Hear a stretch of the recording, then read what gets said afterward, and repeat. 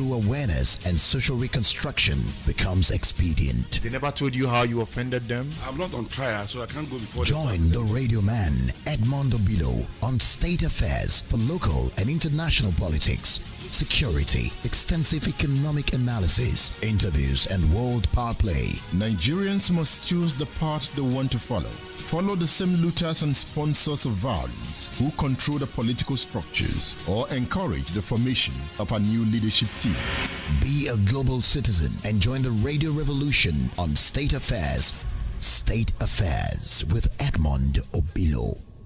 Radio just got deeper.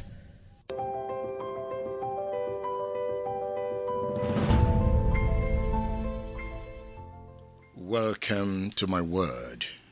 Welcome to State Affairs. I am Edmond Obilo. Let's talk about national security. The reason I have titled this show, A Country in Crisis, Violence and Death Everywhere. It is saddening, but somehow we have to make things right. It's our responsibility. So I'm happy you are joining my intervention. It is my intervention because I'll be making some points. As it stands today, Nigeria finds itself ensnared in a web of insecurity that threatens the very fabric of its society. From the bustling streets of Ughelli to the remote villages of Borno State, no corner of the nation is spared from the specter of violence and terror. You wonder why. I don't wonder why. The recent spate of attacks underscores the severity and escalating nature of the security challenges facing the country. Just on Thursday last week, tragedy struck as 16 soldiers were brutally killed in Ughelli, a grim reminder of the dangers faced by those who serve to protect the state. It is a devastating attack on the army. Fresh details have emerged surrounding the tragic killing of the 16 soldiers, including high-ranking officers, by suspected youth in the Okwama community of Ughelli South local government area in Delta State. The soldiers, including a lieutenant colonel, 2 majors, a captain, and 12 others, were on a mission to rescue our senator's younger brother, reportedly abducted by youths from Okwama. This unfortunate abduction had ignited tensions between the Okwama and Okoloba communities, leading to a desperate effort to restore peace and save the abducted civilian. Desperate efforts there. Desperate efforts here. Desperate efforts everywhere. It is a country in crisis. Is it a country on the march to progress? It is crisis everywhere. If you have read reports about what happened, the commanding officer, Lieutenant Colonel R. Ali, bravely led his troop for the mission, engaging in dialogue with key stakeholders in the conflict. However, as they were making their way to the boat for their return, armed militants ambushed them, mercilessly opening fire and ending the lives of all the troops in a hail of bullets. Tragically, the abducted civilian also met a cruel fate at the hands of the assailants. Who are these assailants? What kind of weapons do they have? Where did they get the weapons from? How were they able to take the soldiers unawares? The aftermath of this heinous act reveals a scene of unspeakable error. He also speaks of unspeakable horror. The lifeless bodies of the soldiers, some beheaded, others with their stomachs and hearts ripped out, paint a chilling picture of the brutality inflicted upon them. So when I say horror, you know what I mean. It is sad. It is painful. It is condemnable. In response to this tragedy, the Chief of Defense Staff, Christopher Musa, has ordered a thorough investigation into the incident, vowing to unmask the perpetrators and bring them to justice. The military's commitment to maintaining peace and security across the country remains unwavering, even in the face of such heart-rending laws. But you can ask, is the military maintaining peace? Peace is fast disappearing from our national life. Are we at war? Have we not been at war? Let me bring in Dr. Wilson Ejide. He's a retired colonel of the Nigerian Army. Colonel Ejide retired is an industrial organizational psychologist and a resource expert. He is a retired colonel of the Nigerian Army Infantry and a product of the Nigerian Defense Academy, as well as the National Defense College. In this chart, he confirms that we are at war. You saw war in Sierra Leone. Yes, I did. You saw war in Liberia. Yes, I did. You retired from the Nigerian Army in 2010. Yes, I did. Is war entertainment? It isn't. Why is it not entertainment? It is not entertainment because it is a weapon of destruction. Even though it's an extension of politics by other means, as well known, espoused by Van Clausewitz. But then, if you see the amount of casualty that goes with war, you know it is not a tea party, and it's not something that is a joke. Are we at war? We are at a war in a way, though it's not a conventional war. We are in a kind of asymmetric warfare, a warfare that is fluid. That it is not between conventional forces, and it's not within no territorial boundaries. So that's the difference. Is it a tough war? It is a very tough war because it's more difficult than a conventional war, where you can pinpoint your targets and use all your long-range weapons and every other asset that's available to you to make sure you pound the enemy's head down. But this is not the same thing as an asymmetric warfare. Pounding the enemy's head down. Yeah. Pounding. Yes. With bombs. Well, whatever. Anything that can suppress him being being able to retaliate or to fight against you. Any that can bring him down so that you can bring him down to submission. That is what soldiers do. That's what soldiers do. That's what you did. That is what we do. And that makes us peacemakers and peacekeepers. We are not for war, really. War is only an instrument for peace. So we are peacemakers. You destroy to make peace. Where destruction could be collateral. Not necessarily that we destroy to make peace. What we do is that we wage war to achieve peace. When it becomes necessary, absolutely necessary. When it becomes absolutely necessary. Yes.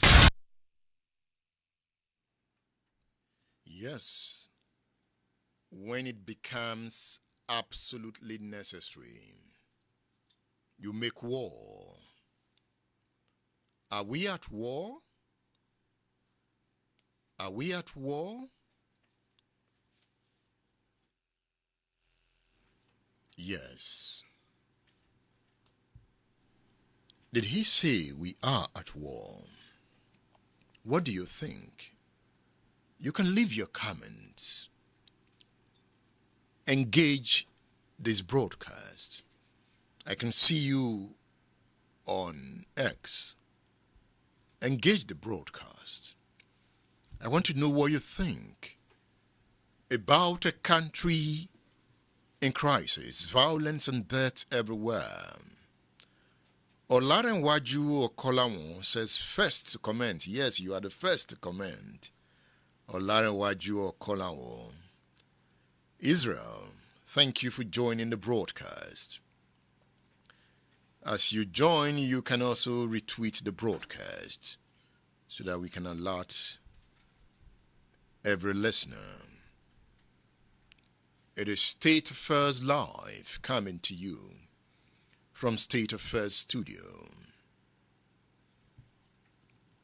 Violence and death in Nigeria. As we mourn the lives lost in that horrific attack in the Delta, let us also reflect on the implications of this sad event. It serves as a stark reminder of the urgent need for lasting solutions to the underlying conflicts and tensions that plague our communities. Dialogue, reconciliation, and mutual understanding must prevail over violence. Bloodshed must be contained if we are to build a peaceful and prosperous future for all Nigerians. And the reaction of the military whenever it is attacked must be examined critically. And I will do that soon.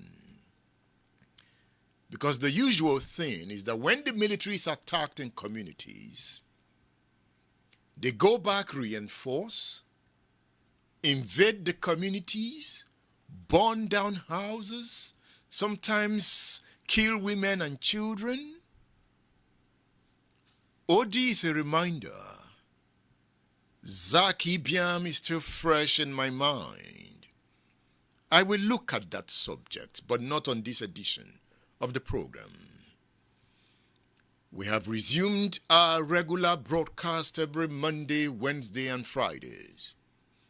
So, get ready for deeper reviews as we go. As the situation for deadly conflict exists, one should expect more sad news. The politics of a country reflects on the general well-being of the people. These attacks are reflections of Nigeria's politics and the character of her leadership. Look, the horror does not end in the killing of the soldiers. It is a reminder of where we are coming from. In Kuriga, a fortnight ago, over 280 innocent pupils and teachers from Government Secondary School and Lear Primary School were mercilessly kidnapped by heartless terrorists. The country, as usual, recoiled in shock and outrage at this brazen act of violence against vulnerable citizens. This abduction, however, is not an isolated incident. It follows closely on the heels of another sinister event in Borno State, where 200 internally displaced women were kidnapped while simply gathering firewood in Ngala.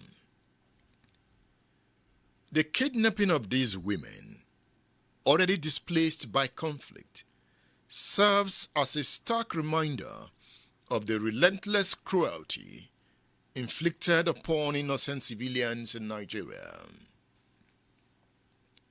Tragically, the bloodshed and suffering do not stop there. In December, bandits unleashed a wave of terror in Plateau State, leaving in their wake the lifeless bodies of approximately 200 individuals. The senseless loss of so many lives serves as a painful reminder of the human toll exacted by insecurity in Nigeria. The root causes of this insecurity are manifold and complex, ranging from economic marginalization to ethnic and religious tensions. Rampant corruption and a lack of effective governance have further worsened the situation. It has created fertile ground for criminal elements to thrive. To have a broader appreciation of the violence enveloping Nigeria is to understand that it is also a West African problem, a region whose development have been arrested over the decades by decadent political leadership. Hey, are you with me? Let's look at the troubling rise of terrorism in Burkina Faso, Mali, and Niger Republic, as reported by the Economic Community of West African States, ECOWAS. In the year 2023, over 3,500 terrorist attacks ravaged Sahel countries, claiming more than 7,000 lives. Ambassador Abdel Fattah Musa, Commissioner of Political Affairs, Peace and Security at ECOWAS, shared these grim statistics during a press briefing in Abuja. The Sahel, a region blessed with rich human and natural resources, remains vulnerable. It remains vulnerable to the scourge of terrorism. Why?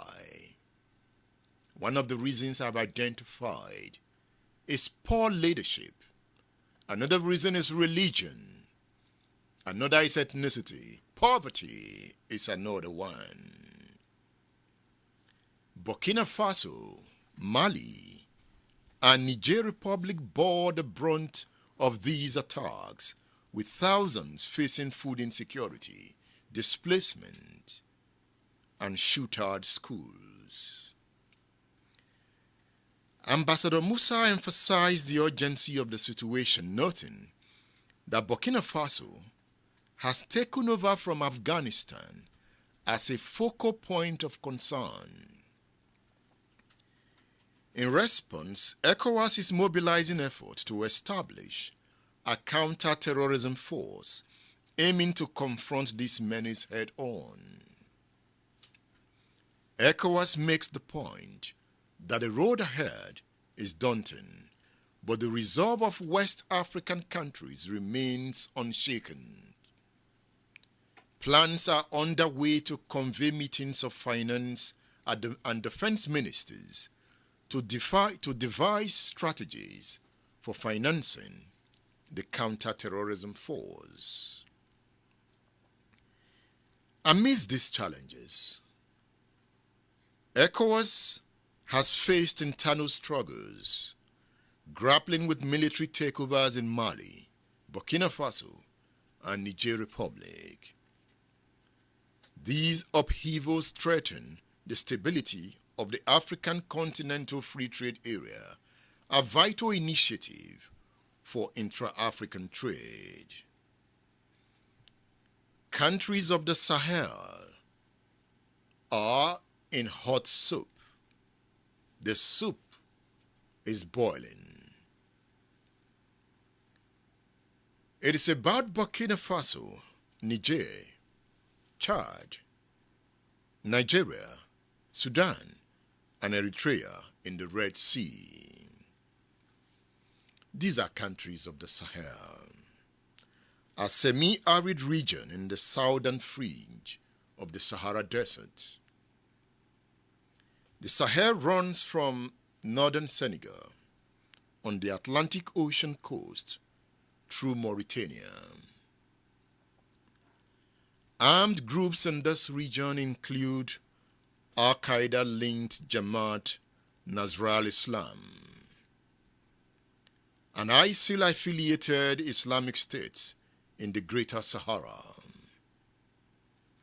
There are also Al-Murabitum, Ansarul Islam, Ansar ad-Din, and Boko Haram.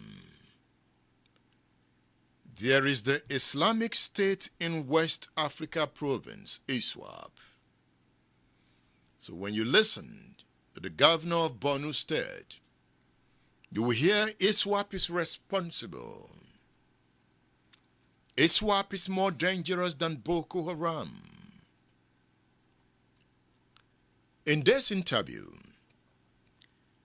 Mahmoud Maman, a journalist working in the Lake Chad Basin with radio in Darazan, let us into the operations of ISWAP in Borno Axis.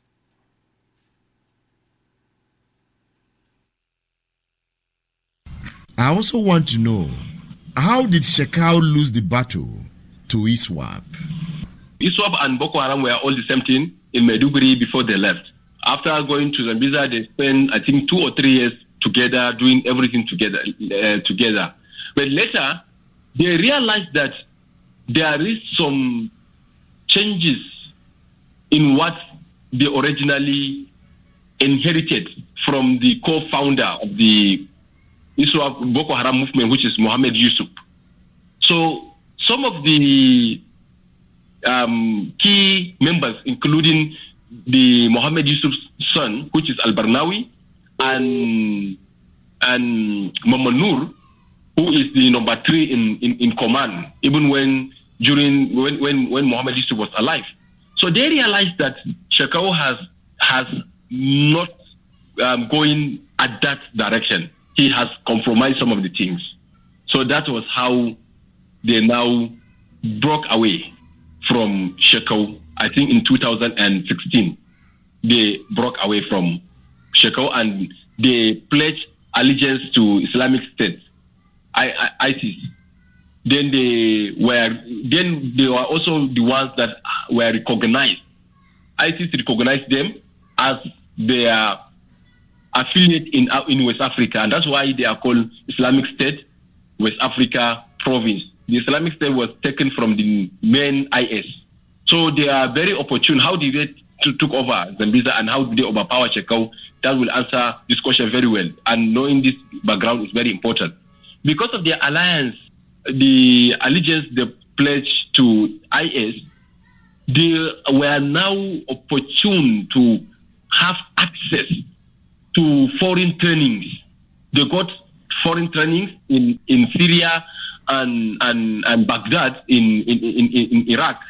They now train they can send some of the soldiers to be trained in various military aspects, including the real fighting and also the warfare and even how to gather intelligence and all sorts of things that can help them. And they are getting sponsorship in terms of military equipment, in terms of logistics, in terms of training. Then they are now have upper hand ahead of Shekau by getting more weapons, more trainings, but they don't have enough soldiers or as compared to Shekau's faction. Shekau has more foot soldiers than ISWAP. ISWAP have many foot soldiers as Shekau does, but they are more equipped, more professionals, and they are giving more headache to the Nigerian military than Shekau's faction, based on the realities and what we have been seeing now. So, because of the power they have, because of the support they are receiving, foreign support, so they were now able to start calling on Shekau's faction to gradually to join them. And gradually some of Shekau's faction has answered their call. And how did they make this damage to Shekau? They were able to commit that, to damage Shekau's faction by having insiders who were very, very close and trusted members of Shekau. There are Shekau's cabinet who were very trusted from Shekau, very close to Shekau, and ISWAP were managed to convince those Shekau's trustees.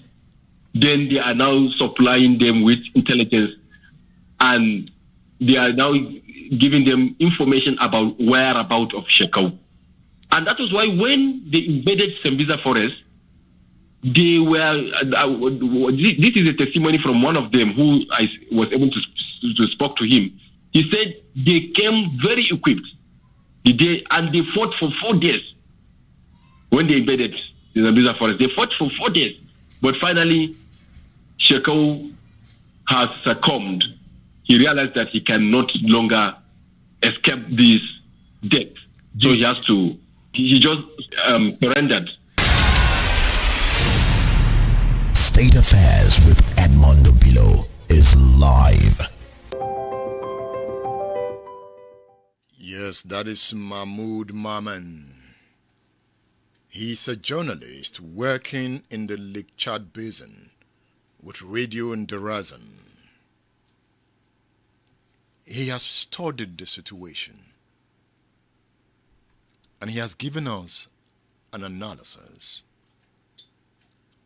On this platform, I will broadcast the full interview with Mahmoud Maman on what is going on in Borno State and the Lake Chad Basin.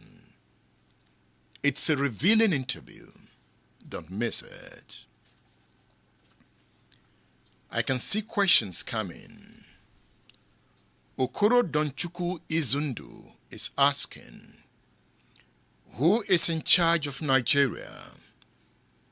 How can I believe that terrorists will be making calls, sending SMS and WhatsApp videos on Nigerian giant network provider and no one to dictate them? Chukwe Mezie Nana Okoloma says, Edmund, when our security institutions have been taken over by politicians, what do you expect? May the soul of the soldiers rest in peace. St. Collins, good to have you join the broadcast. The governor of Borno State, Babagana Zulum, on Thursday the 3rd of February 2022, said there is fire on the mountain. He announced that ISWAP is more sophisticated, better funded, and more educated than Shekau's faction of Boko Haram, saying the group is not defeated. What Boko Haram did will be a child's play if the group is not defeated. That is from the governor of Borno State. Remember, it was ISWAP. From my investigation, that took out Shekau. I learned it was a bloody battle.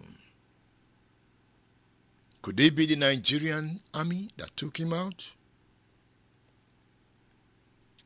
As of February 2022, when Zulum spoke, there were 49,311 widows and more than 49,000 orphans in Borno as a result of the Boko Haram insurgency. These are official figures. What about unofficial figures? I want to tell you about a book. Remember, this is a class of politics and power. Here is the book, Africa's Security Challenges in the 21st Century. This is the book I want to tell you about. It's a book written by Professor Tunde Adeniran. Africa's Security Challenges in the 21st Century. Power, Principles and Praxis in Global Politics. I recommend this book to you.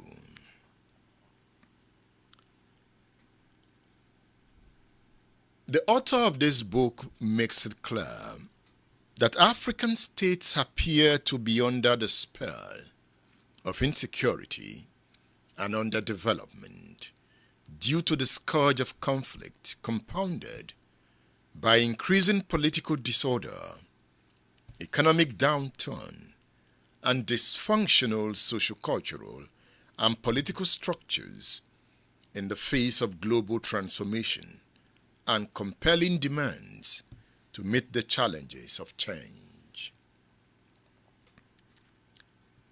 This book shows the trajectory that poverty, retrogressive governance, underutilized and mismanaged resource endowment African states. So the book proffers critical solutions to the lingering problems and the policy options to shape and secure Africa's future in the global arena. This book is an explicatory tour, an incisive strategic analysis of the world's political outlook and Africa's security imperatives to bring about sustainable peace, meaningful democracy, justice, equitable development, and advantageous global presence in a world of unsettling scenarios.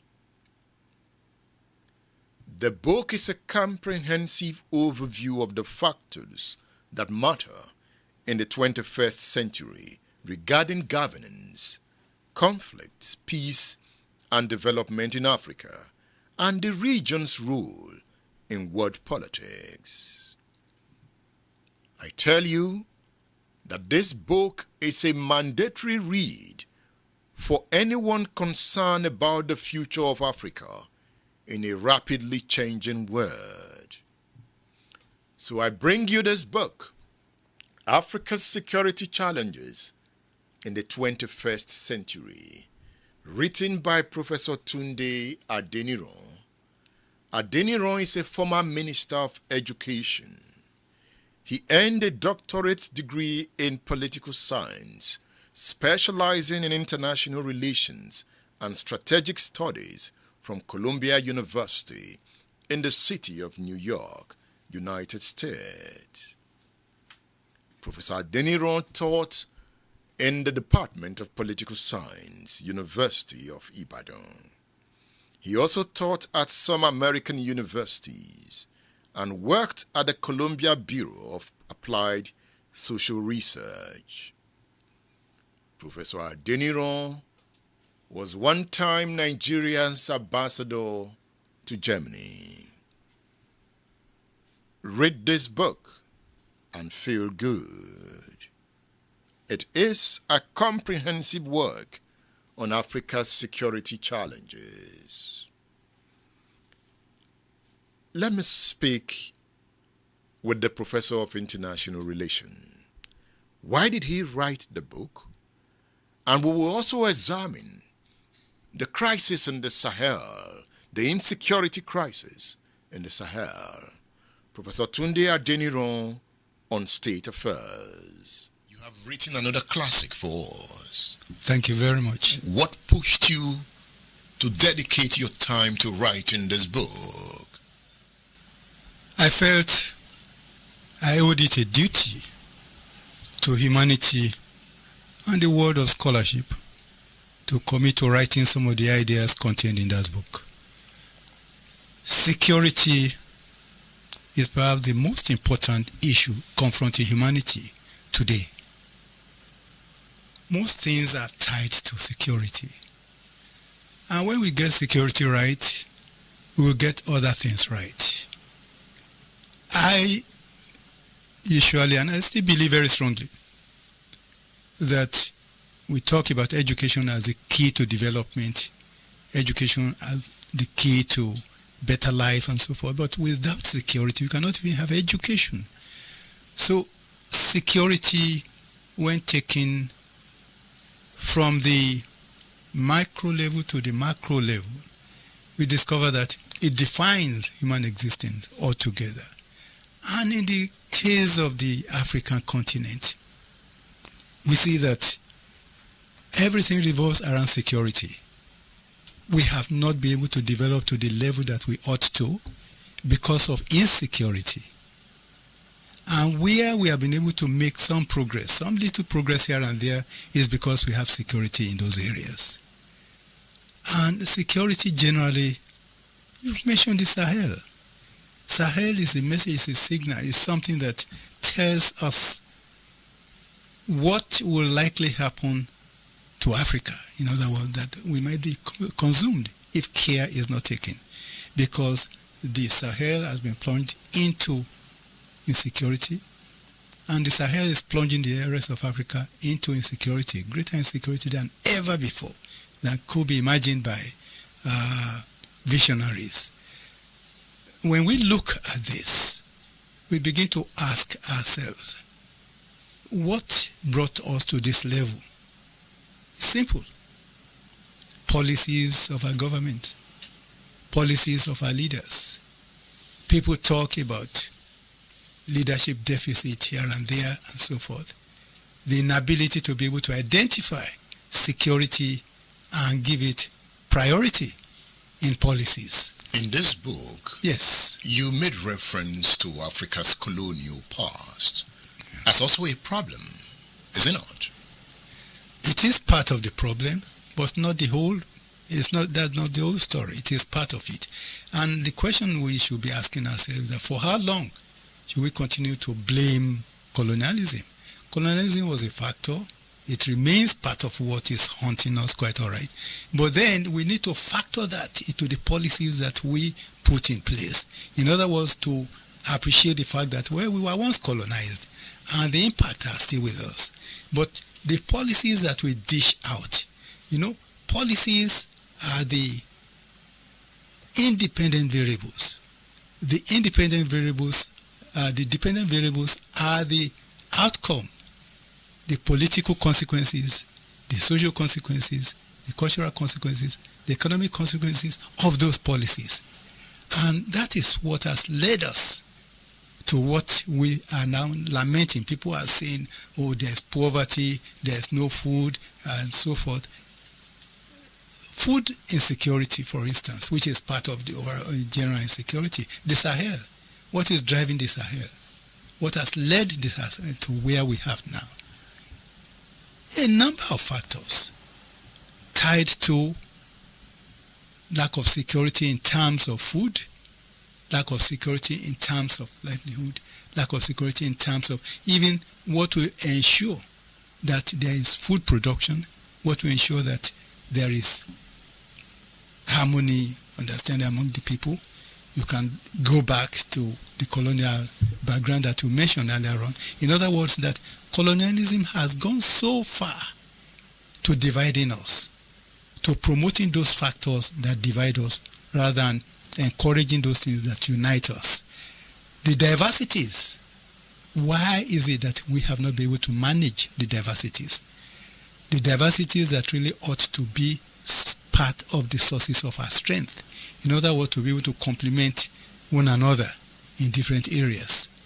The diversities are sources of strength, and they should be able to enable us to tap, to complement one another in different areas. But we have allowed the colonial factor not only to divide, but to permanently continue to promote that division.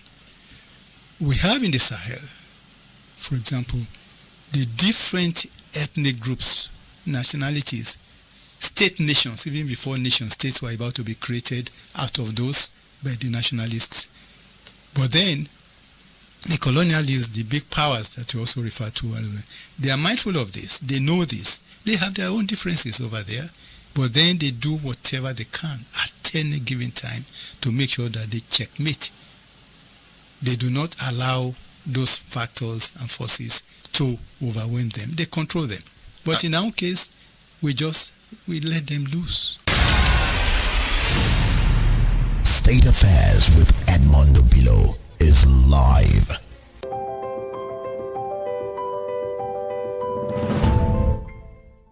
That's Professor Tunde Adeniro, the author of the book Africa's Security Challenges in the 21st Century. You'll find that book on udarabooks.com.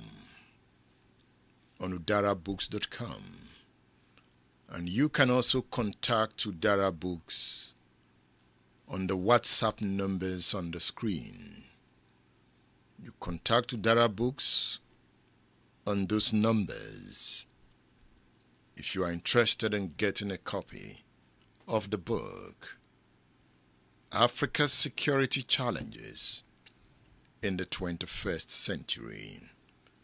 Another book I'm recommending to you. Look at this book. Can you see it? Nigeria: Descent into Anarchy and Collapse. Hey, did I hear somebody say God forbid?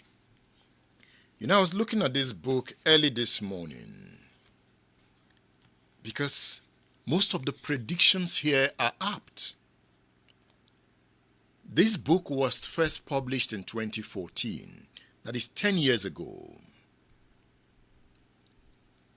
Most of the essays here are written by scholars. There's this one on the national question, written by Professor Esumona and Professor Adigun Agbaje. If you read this essay, you will not be shocked about what is going on in the plateau, what is going on in Borno, and why these ruthless militants had the infantry to gun down military officers in the Delta.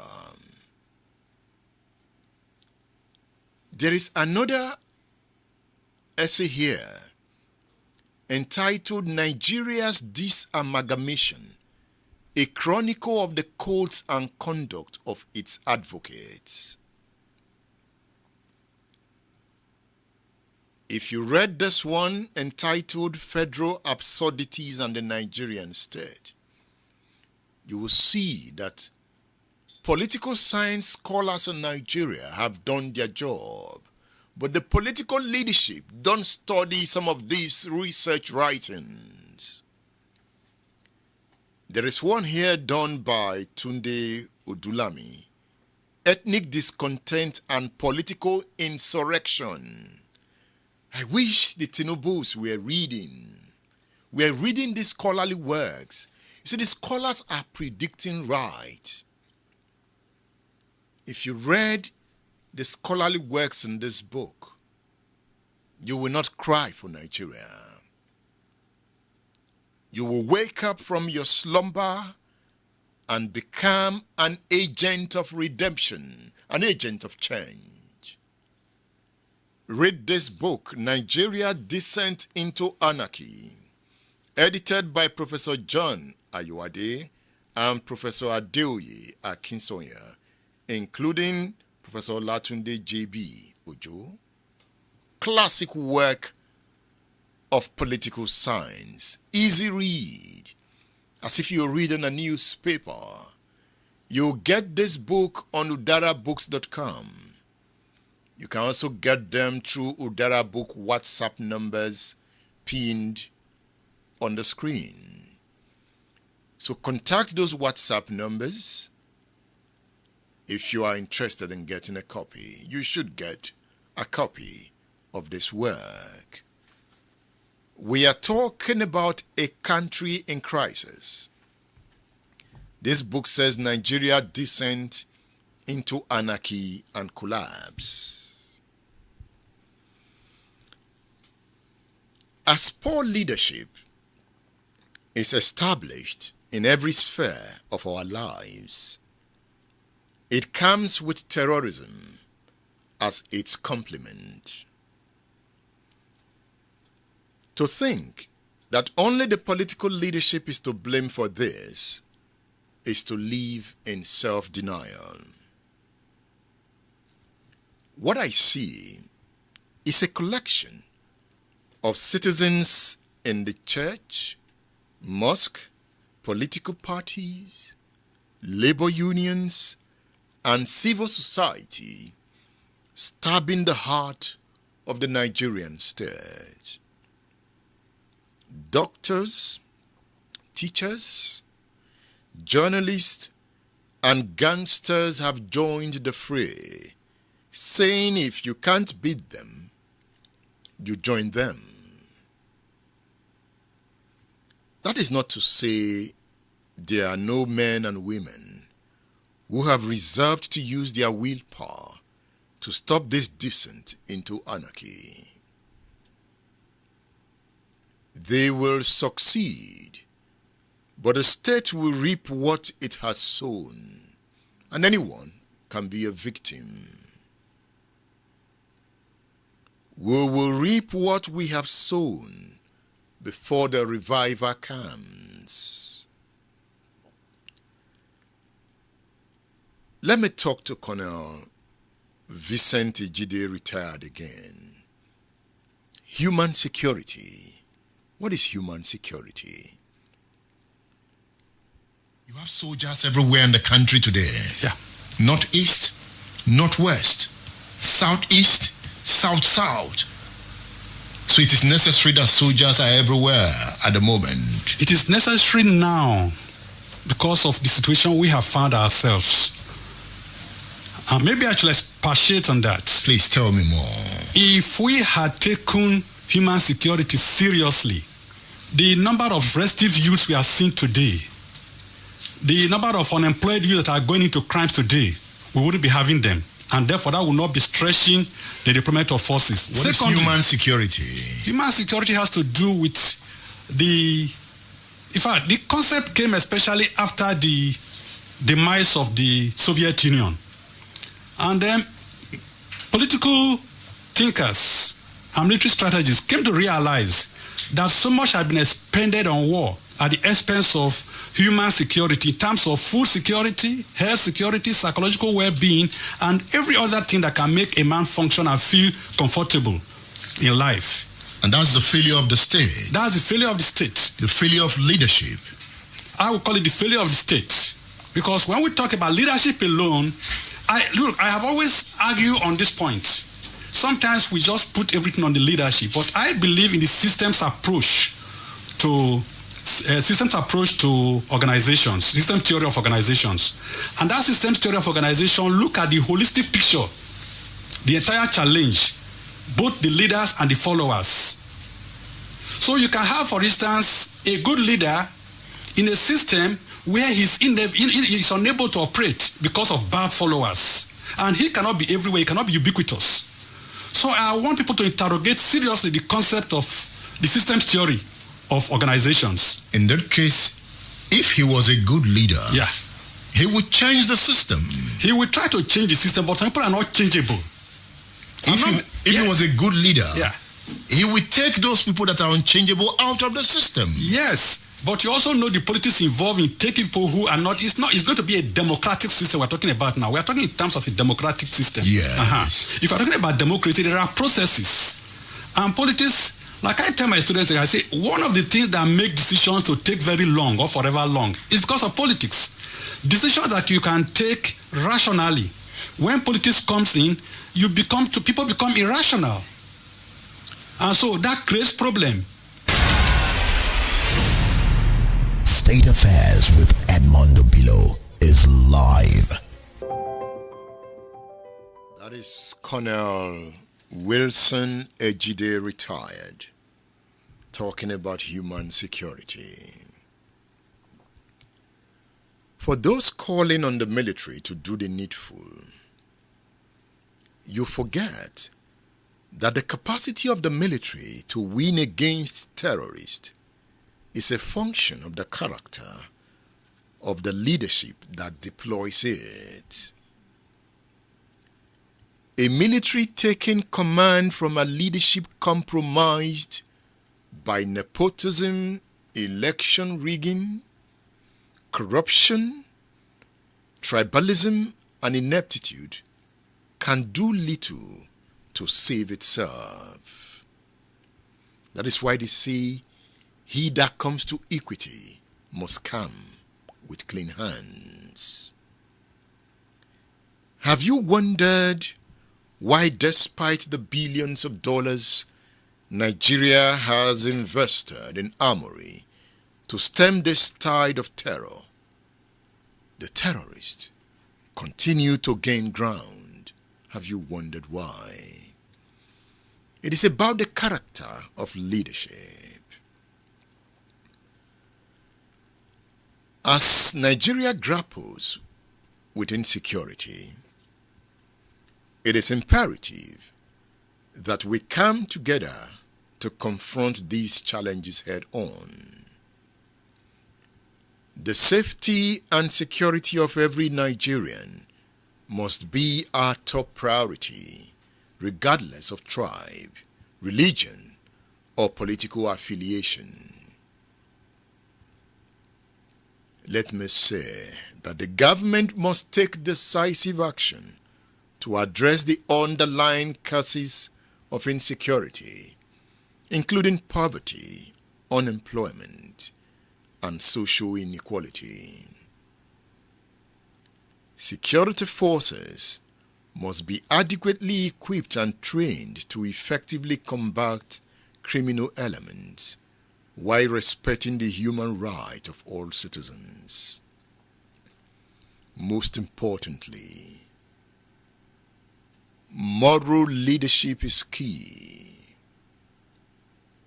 Garbage in, garbage out. Corrupt leaders will emit corrupt energies. Violent leaders will emit violence on the land. The violence and death you see in Nigeria is the character of its leadership. Having said that, the responsibility does not rest solely with the government. Every Nigerian has a role to play in ensuring the safety and security of the country. We must remain vigilant, report suspicious activities, and work together to build strong and resilient communities.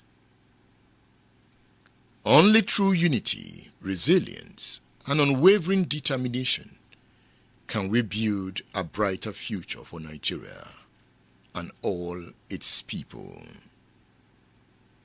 Together, let us work towards a Nigeria where peace, prosperity, and security reign supreme, where every individual can live without fear and fulfill their potential.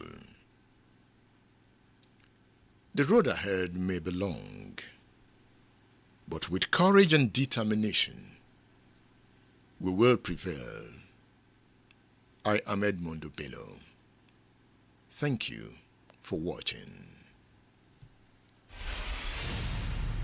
State Affairs with Edmond Obilo is live.